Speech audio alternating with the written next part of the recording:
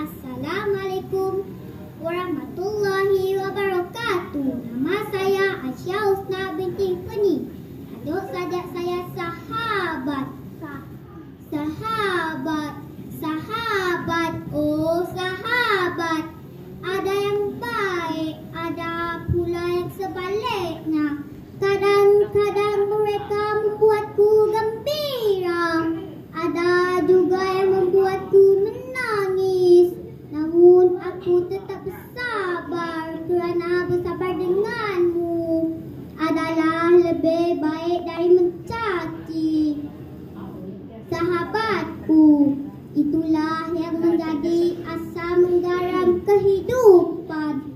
Tatkala kita menuju ke alam kedewasaan sekarang, pengalaman yang kita telah tempuhi bersama, telah kita bahatkan dalam hati bersama-sama. Semuanya telah menjadikan kau dan aku matang dalam kehidupan dan pemikiran.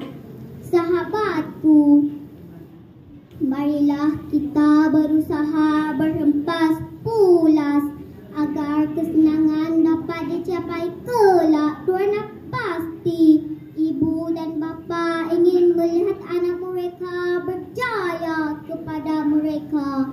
Janganlah dilupakan sama sekali kerana tidak ada kebahagiaan